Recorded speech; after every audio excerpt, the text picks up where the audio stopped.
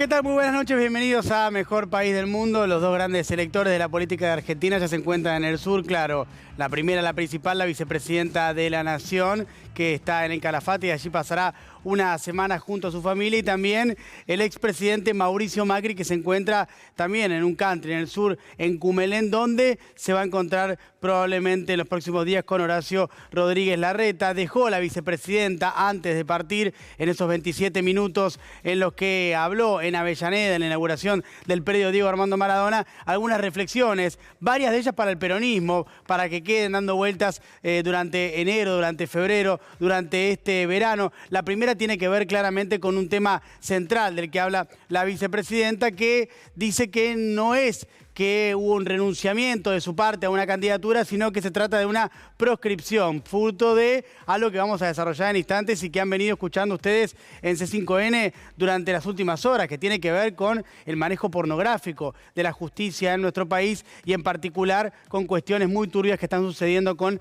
la Corte Suprema de Justicia. Bueno, así la vicepresidenta menciona y habla de que no es que no se presenta el año que viene porque es una decisión propia que tiene que ver con un renunciamiento, sino lo llamó lisa y llanamente proscripción. Por más de que, claro, en términos específicos, técnicos, la vicepresidenta todavía podría presentarse porque la condena que tiene es en primera instancia, faltaría la ratificación de una Cámara y luego de la Corte Suprema, pero claro, tanto la Cámara como la Corte no son precisamente dos instancias judiciales en las que en este momento se pueda confiar en su imparcialidad, en su objetividad. Habló también algo que tiene que ver con la dirigencia, y la dirigencia también, por lo bajo, mencionaba que, claro, la vicepresidenta puede estar, según sus propias palabras, proscripta para poder presentarse a una elección, pero no lo está para conducir el peronismo. Y está claro que lo que está haciendo la vicepresidenta es eso, es conducir el peronismo. No hay una figura ni de cerca que pueda llegar a hacer lo que está haciendo ella y lo que seguirá haciendo, por más de que ahora esté unas semanas allá descansando en el Calafate. Pero decía yo que de la justicia también habló, y es un tema del que nos vamos a dedicar en particular, porque dijo en un momento que no hay un árbitro o no hay democracia en nuestro país si no hay un árbitro justo. Y acá entra un tema central, porque ustedes lo escuchaban hoy en el programa del Gato Silvestre, lo veían también en el programa de Pablo Dugan. Lamentablemente no pareciera que en muchos lugares más se esté hablando de este tema, que es un tema de suma relevancia. ¿Por qué? ¿A qué me refiero? Bueno, porque en estos chats filtrados que siguen filtrándose, que tienen que ver con la cuenta de Telegram del actual ministro de Seguridad de la Ciudad de Buenos Aires, Marcelo D'Alessandro, aparece un nuevo personaje, un personaje bastante escondido. Ese personaje es Silvio Robles, que es el vocero del ministro de la Corte Suprema de Justicia, Horacio Rosati, que además también está a cargo de presidir el Consejo de la Magistratura. Este hombre, Robles, habla con una confianza que tienen de hace muchísimos años con el ministro de Seguridad de la Ciudad de Buenos Aires, y se ve con total contundencia en estos chats. Le va dando como consejos para que el PRO tenga herramientas de cómo accionar para evitar que en el Consejo de la Magistratura finalmente asuman los consejeros que representan al Frente de Todos a partir de todo el escándalo que ustedes ya conocen, del que no me voy a explayar ahora, pero que saben está judicializado, y la Corte Suprema no le toma juramento justamente a esos consejeros. Bueno, ahí aparece entonces este hombre, Silvio Robles, vocero de Rosati, dando indicaciones. Y claro, Robles no es abogado, por lo cual uno supone que esas indicaciones tan específicas, tan precisas, tan detalladas que se ven en esos chats y que le llegan de una manera tan certera al ministro de Seguridad de la Ciudad de Buenos Aires para que difunda dentro del espacio de Juntos por el Cambio a modo de estrategia, es muy probable que se las haya dictado el propio Rosati o alguien muy cercano a él, lo cual hace realmente reflexionar mucho acerca de la justicia, algo de lo que la vicepresidenta, por supuesto, habló en parte en esos 27 minutos a los que hacía referencia recién. Decía ella entonces, no hay democracia sin un árbitro serio. La verdad que en estas condiciones pareciera que ese árbitro serio es muy poco probable que se dé o que exista, no al menos con el funcionamiento de esta Corte de Justicia, de esta Corte Suprema que está funcionando en nuestro país. Pero hay más que tiene que ver con estas reflexiones de verano que dejó la vicepresidenta, y está claro que apuntó al ordenamiento del peronismo, algo que ya viene señalando. Hay cierto halo, y esto ya es una interpretación de frustración, me parece, en la vicepresidenta por el comportamiento general de un gran sector de la dirigencia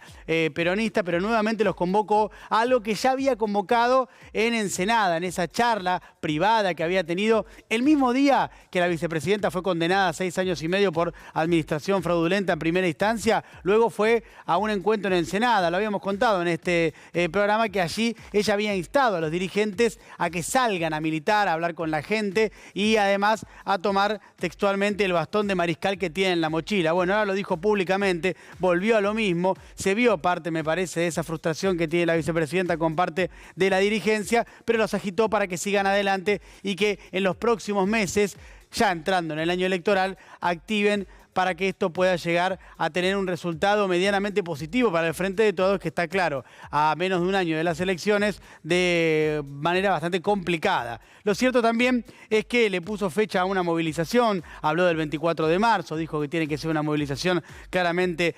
masiva, pero mientras tanto, claro, esto es lo que plantea la vicepresidenta en cuanto a la dirigencia. Desde el Poder Ejecutivo Nacional, desde el propio presidente, hay una negativa a algo que la vicepresidenta ha querido, pero que ya está cansada de solicitar y que ya sabe que es difícil que se dé, que es la mesa política, esa famosa mesa con los principales integrantes del Frente de Todos para combinar algunas políticas públicas básicas, esenciales en estos momentos, pero también para pensar la estrategia electoral de cara a lo que serán las elecciones PASO y luego las generales. Bueno, esa mesa política el presidente de la Nación no la va a dar, no la va a conceder, no es algo que se va a poder llevar adelante. Sí, lo que va a haber son PASO. Lo escuchaban en exclusiva con la entrevista que le hizo el Gato Silvestre ayer en este canal, donde el presidente hablaba de la herramienta nuevamente que será seguramente la que termine dirimiendo la posibilidad de una candidatura dentro del Frente de Todos y será la herramienta de las PASO. Pero volviendo al tema judicial, hay algo que la vicepresidenta también habló y es relevante, tiene que ver con el tema de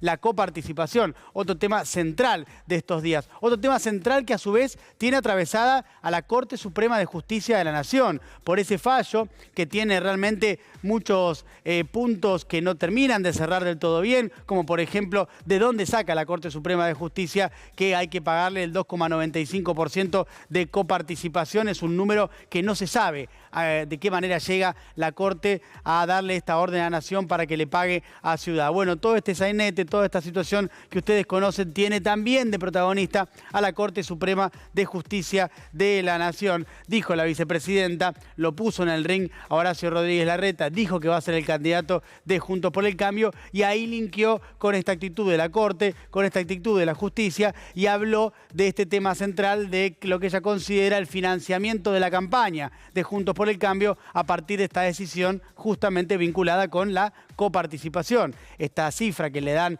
a la Ciudad de Buenos Aires, que le exige la Corte que Nación le dé a la ciudad, según la interpretación de la vicepresidenta, tiene que ver con el financiamiento de la campaña electoral de Juntos por el Cambio. También habló de un tema central, ¿no? Y ahí sí, el dardo fue directamente hacia el presidente de la Nación y también vinculado a la coparticipación porque habló de la agrupación política Amague y Recule, claramente en referencia al presidente, porque ustedes saben que el jueves el presidente había sido muy claro y muy contundente en una reunión con gobernadores, 14 de ellos, luego se sumaron 4 más, habían llegado a un acuerdo en un comunicado muy específico y en el cual incluso el presidente había hablado en este canal también con Pablo Dugan ese mismo jueves, hablando de que era un fallo de la Corte Suprema de Justicia de imposible cumplimiento. Pero el lunes hubo una decisión que nos enteramos vía Twitter del propio presidente, de poner en garantía, para ser específicos, si quieren, para simplificarlo, de pagar con bonos esa coparticipación que la Corte le está exigiendo a la Nación que le pague a la ciudad. Esta fue una decisión que los gobernadores consideran inconsulta y que por eso la vicepresidenta señala en este tono sarcástico, irónico de agrupación política Amague y Recule, un palo hacia el presidente de la Nación. Hay que también pensar que lo que está sucediendo en términos de la vicepresidenta en el sur de estas próximas semanas, donde por más de que descanse con su familia, repito, es la gran electora para el año que viene y es la que conduce sin lugar a dudas al peronismo y tomará decisiones claves en torno a esto. La otra figura que se encuentra en el sur, en Cumelén, descansando, es el expresidente Mauricio Macri, que hay que decirlo también, viene de un descanso bastante prolongado, ¿no? Porque estuvo cerca de 40 días como presidente de la Fundación FIFA en Qatar, llegó a la Argentina, estuvo 3 días en la ciudad de Buenos Aires, tuvo algunas reuniones aquí, se juntó con Vidal, se juntó con Larreta, se juntó con Patricia Bullrich, algunos de los principales referentes candidatos de Juntos por el Cambio. Uno diría que Vidal bastante más rezagada, pero Patricia Bullrich y Horacio Rodríguez Larreta con amplias posibilidades de ir al menos a una paso para definir o dirimir quién será el candidato del PRO y probablemente de Juntos por el Cambio, porque no aparece un candidato radical más allá de la figura de Gerardo Morales, más allá de la figura de Facundo Manes, que puedan alcanzar tal vez, al menos no en este momento, la potencialidad electoral que tienen estos candidatos que acabo de mencionar. Pero luego de estas reuniones, el expresidente partió directamente a su descanso ya típico, característico en el sur, en Cumelén, allí en Villa La Angostura, donde estará 30, 40 días, largas las vacaciones del expresidente, cierto, siempre tiene vacaciones particularmente largas, y allí se va a reunir con Horacio Rodríguez Larreta. ¿Se acuerdan de la foto de hace un año aproximadamente en ese mismo lugar? La cuestión siempre es la misma, ¿no? Es el jefe del gobierno el que va a ver al expresidente. Sigue siendo, sin lugar a dudas, el expresidente la figura más